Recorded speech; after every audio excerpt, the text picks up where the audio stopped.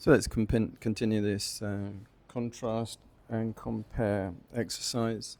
And we're up to seeing a character, Casanova, Giacomo Casanova, in Venice. And he was the king of seduction, compared to the self-restraint of the Buddha. So Casanova, he was up against the freedom of desire Buddha. Renunciation. Giacomo Casanova, famed for his romantic escapades and indulgent lifestyle, indulged pursuit of pleasure. He said, "I've loved women even to madness, but I've always loved liberty more." For Casanova, liberty meant the freedom to follow his passions. The Buddha, however, revealed that true freedom lies in renouncing desire. Pleasure binds the heart to craving. Freedom arises not from indulgence, but from seeing the impermanence of all desires. Quirk and charisma. Casanova's charm and wit made him a master of persuasion, celebrated as much for his storytelling as for his conquests. He wrote, "Love is 3/4 curiosity." The Buddha, too, used storytelling and skillful means, but aimed to free others from curiosity tied to craving. Curiosity rooted in curiosity leads to restlessness. The wise turn curiosity inward, revealing the peace inwards. Casanova could have said, "Isn't it what it makes life rich and beautiful?" The Buddha might reply, "Pleasure fades like a dream upon waking." True richness lies in the mind, free of craving and clinging. Attachment to romance and ego. Casanova revolved around his identity as a lover and libertine, seeking fulfillment through relationships and self-expression. He remarked, "To live in pleasure is to live in the present." The Buddha, while recognizing the allure of the present moment, warned against mistaking fleeting pleasure for true peace. Pleasures are like dewdrops on grass, gone with the morning sun. See their impermanence, and the mind will rest in a peace beyond all desires. While Casanova sought liberty through indulgence, the Buddha revealed liberation through renunciation. The one who abandons craving is truly free. Sutta twist. The Buddha might show the Potaliya Sutta, which compares worldly pleasures to a borrowed good. Worldly pleasures are like goods borrowed for a time. They are taken back, leaving suffering behind. The wise do not cling, but seek freedom beyond craving. Casanova, ever charming, might say, "But isn't life meant to be enjoyed?" The Buddha would respond, "Enjoyment tied to craving leads to suffering. True joy comes from free from wanting." This comparison highlights Casanova's pursuit of pleasure, charm, and liberty through indulgence, and contrasted with the Buddha's teaching of non-attachment, wisdom, and the enduring peace of renunciation. John Ruskin versus the Buddha, the champion of beauty and ethics versus the teacher of liberation beyond form. Contrasting beauty and insight. John Ruskin, famed art critic and social thinker, believed in the moral and spiritual significance of beauty. He wrote, "The greatest thing a human soul ever does in this world is to see something and tell what it saw in a plain way." The Buddha, Ruskin looked for art, architecture, craftsmanship. The Buddha, while appreciating the power of perception, taught that liberation lies beyond forms of beauty and meaning. What is seen as impermanent, arising and passing. What the wise see beyond those, to beyond the unconditioned peace. Quirks and idealism. Ruskin's writings combine passion for art with a critique of industrialization and materialism. He declared, "There is no wealth that life." The Buddha, while agreeing that life's value lies beyond materialism, revealed a deeper truth. Wealth, like life, is impermanent.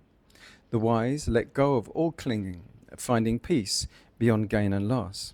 Imagine that Ruskin asking the Buddha, "Isn't beauty the key to awakening the soul?" The Buddha might reply, "Beauty inspires, but it also binds. Freedom arises when the heart lets go of all attachment to form."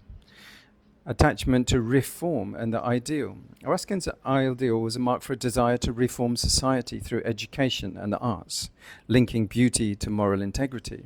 He stated, life without industry is guilt, and industry without art is brutality. The Buddha, while admiring ethical conduct, warned against attachment to ideals. Ideals arise from craving and fade with impermanence.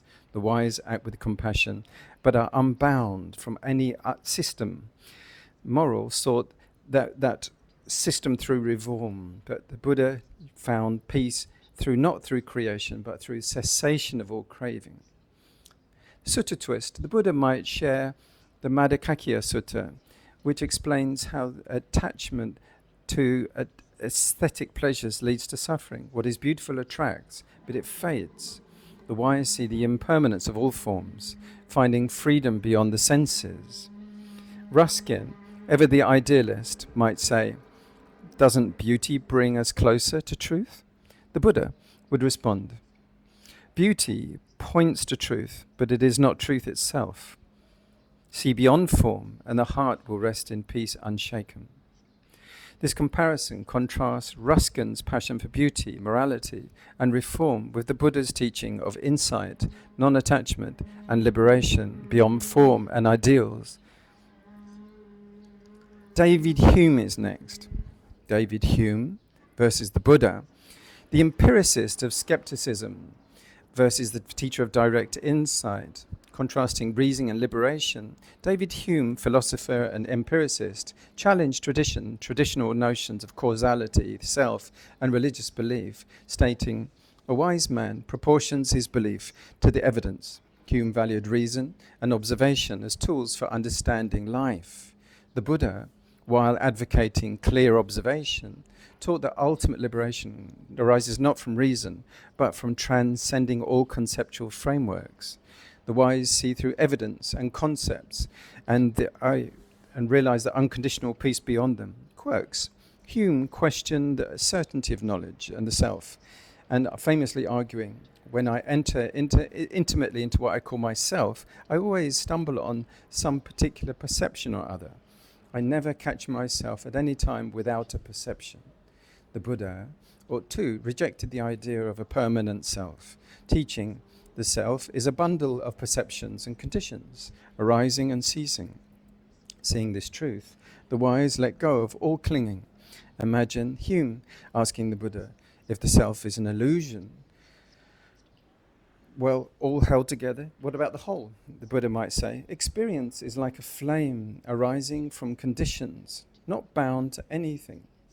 See its impermanence, and the heart will rest in peace. Attachment to empiricism and doubt. Hume's attachment to skepticism extended to religions like miracles and so on. He remarked, a miracle is a violation of the laws of nature, and as such, improbable. The Buddha, while also rejecting blind faith, cautioned against clinging to skepticism.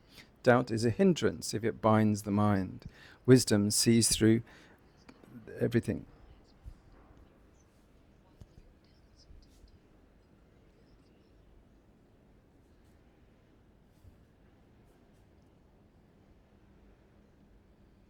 While Hume did follow also this path of skepticism, and the Buddha respected that, the Buddha also found there was letting go of all conceptual clinging. Certainty is unnecessary when the heart is free from craving. The twist, the Buddha might share the Kalama Sutta, which encourages critical examination, but also points to direct experience. Do not believe in what you have merely heard or reasoned. See for yourself. Does it lead to harm or peace? Walk the path of insight. Hume, skeptical but curious, might say, but isn't doubt necessary to avoid deception? The Buddha would reply, doubt clears the way, but do not cling to it. Freedom arises when the mind sees beyond doubt to the truth, unshaken by belief or disbelief. This comparison highlights Hume's reliance on empiricism, skepticism, and reason as tools for understanding, contrasted with the Buddha's teaching of insight, non-attachment, and liberation beyond all frameworks of belief and doubt. Thomas Paine is next. Thomas Paine versus the Buddha, the revolutionary of rights versus the teacher of liberation beyond systems.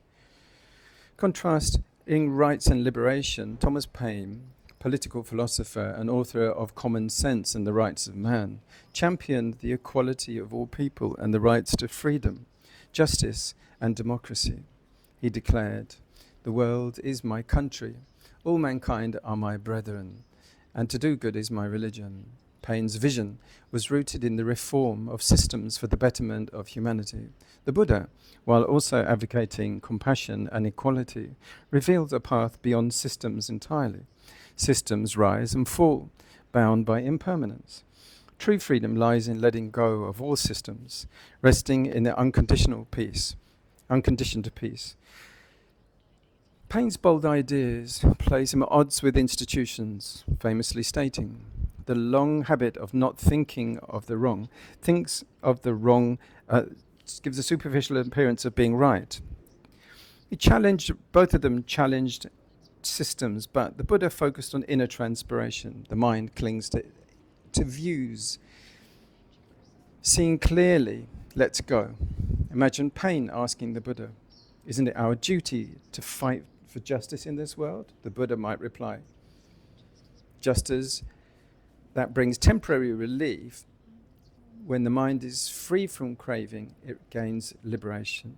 Attachment to reform and ideals, Paine's life was advocating for revolution and systemic change, seeing freedom as humans' highest goal.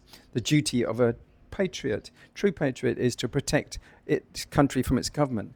The Buddha cautioned against clinging to ideals or reform. Ideals arise from craving and fade with impermanence. True peace comes from the heart, is free from all striving, acting with wisdom and compassion, unbound by attachment. While Paine sought freedom through revolution, the Buddha taught freedom through renunciation. He who is free from craving is truly free, no longer bound to the conditions of the world. Sutta. The Buddha might share the Ayekavati Sutta, where a ruler is advised to govern with generous and virtue. Systems which are greedy fail, but those are generous succeed. The mind succeeds when it lets go of all clinging. Paine, ever passionate, might say, "But isn't revolution necessary to achieve freedom?" The Buddha would reply, "Revolutions change conditions but do not end craving. True freedom arises when the heart is unshaken by gain or loss, beyond all systems." This comparison highlights Paine's commitment to justice, reform, and equality, contrasted with the Buddha's teaching of wisdom, non-attachment, and liberation, beyond all ideals and systems. Thomas Jefferson is next. Thomas Jefferson versus the Buddha, the architect of liberty versus the teacher of liberation and beyond governance. Contrasting liberty and liberation. Jefferson, principal author of the American Independence, said, "We hold these truths to be self-evident, that all men are created equal. They are endowed by their Creator with certain unalienable rights." Jefferson's vision was rooted in individual liberty and self-governance. The Buddha, while valuing ethical living and equality, revealed a deeper freedom. True liberty is not granted by laws or governance, but arises when the mind is free from craving, fear, and delusion. Quirks and idealism. Jefferson's intellectual pursuits included philosophy, science, and architecture, exemplifying his belief in the Enlightenment ideals of progress and reason. He wrote, "I like the dreams of the future better than the history of the past." The Buddha, while valuing inquiry, cautioned against clinging to visions of the future or the past. The past is gone, the future is uncertain. Freedom arises when the mind rests in the present, free of craving and free of aversion. Imagine Jefferson asking the Buddha, "Isn't the pursuit of liberty what elevates humanity?" The Buddha might reply, Asquith, "Liberty tied to conditions is impermanent. True freedom arises when the heart is unbound by all conditions." Attachment to systems and ideals. Jefferson's legacy includes the establishment of democratic principles in governance, but his life had a lot of contradictions, like his own ownership of enslaved people. He remarked, "Honesty is the first chapter in the Book of Wisdom." The Buddha, too, emphasized integrity, but warned against the complexities of clinging to systems and identities. Integrity is the path, but systems are impermanent. Freedom arises when the mind lets go of all clinging, even to ideals.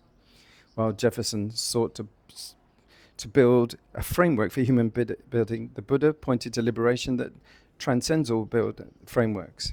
Governments rise and fall, but the unconditioned is beyond birth and death.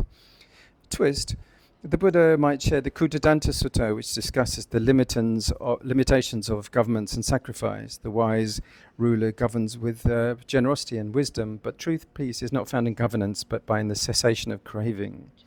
Jefferson, ever pragmatic, might say, but isn't building systems of liberty the greatest human endeavor? The Buddha would reply, systems bring temporary relief, but they are bound by impermanence. True peace lies in letting go of all conditions and resting in the unconditioned. This comparison highlights Jefferson's pursuit of liberty, reason, and governance, contrasted with the Buddha's path of non-attachment, insight, and liberation beyond all systems. Immanuel Kant versus the Buddha, the philosopher of duty versus the teacher of liberation beyond morality. Contrasting ethics and liberation, Immanuel Kant, the German philosopher, championed the moral framework rooted in reason and duty. He wrote, "Act only according to that maxim whereby you can at the same time want that it should become a universal law." His categorical imperative became a system of rationality. The Buddha, while emphasizing ethical conduct, revealed a deeper path beyond duty. Virtue supports wisdom, but true freedom arises when the heart lets go of all clinging, even to moral rules. Quirk on rational morality. Kant's philosophy insisted that reason could guide moral action without reliance on divine authority. He stated, two things filled the mind with ever new and increasing admiration and awe. The story, heavens above, and made the moral law within me. The Buddha also encouraged moral integrity, but warned against attachment to it. Wisdom sees beyond reason. The wise let go of all constructs, resting in the unconditioned peace. Imagine Kant asking the Buddha, "Isn't morality the foundation of human dignity?" The Buddha might reply, "Morality fosters dignity, but liberation lies beyond constructs of self and law." Attachment to duty and universality. Kant's ethics revolved around duty, arguing that moral actions must be universal and autonomous. He remarked, in law, a man is guilty when he violates the rights of others. In ethics, he is guilty if he only thinks of doing so. The Buddha, while valuing mindfulness of intention, taught that clinging to concepts of guilt or duty binds the mind. Guilt and duty are rooted in craving and aversion. True freedom arises when the mind sees beyond self, blame, and obligation. While Kant sought it through reason, the Buddha revealed a freedom that transcends morality itself.